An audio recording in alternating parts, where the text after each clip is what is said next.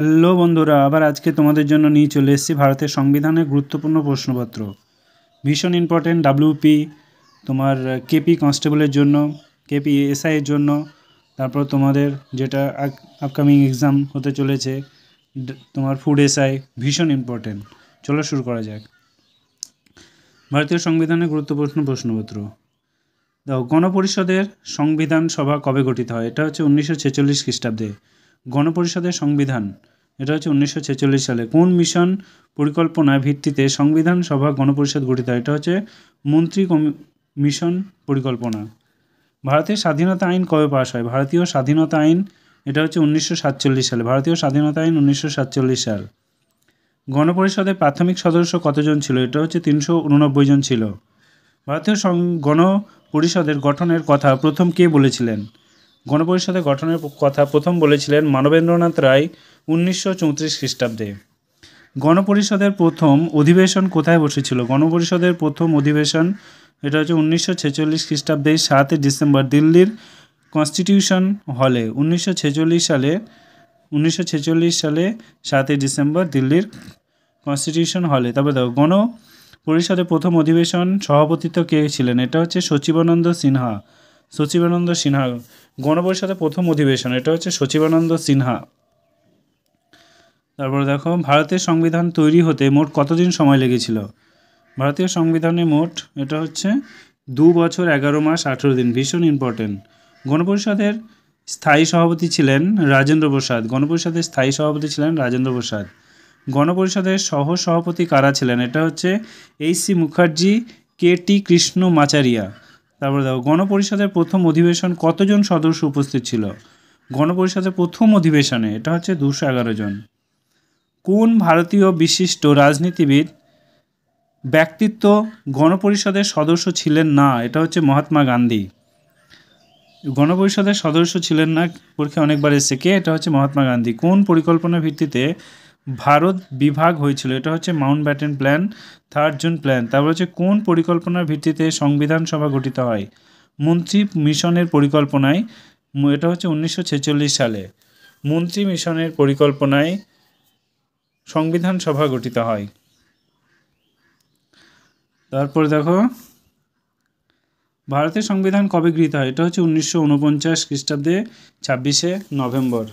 ভীষণ ইম্পর্টেন্ট। ভারতীয় সংবিধান গৃহীত হয় 1949 সালের 26শে নভেম্বর। গণপরিষদে মোট কতজন অধিবেশন হয়েছিল? এটা হচ্ছে 11টি অধিবেশন হয়েছিল। তারপর হচ্ছে দেখো 17 নম্বর, গণপরিষদের সর্বশেষ অধিবেশন কবে বসেছিল?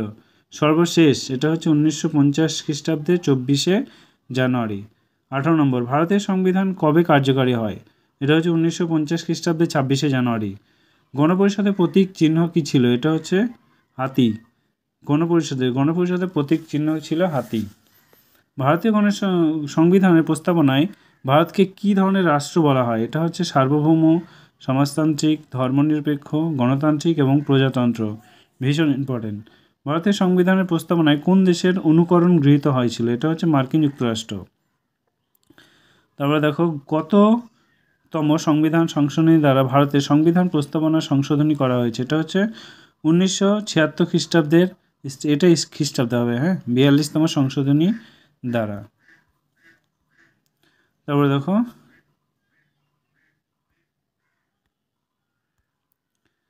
কে ভারতের সংবিধান প্রস্তাবনায় আইডেন্টিটি কার্ড বলে অভিহিত করেন? এটা হচ্ছে N.A.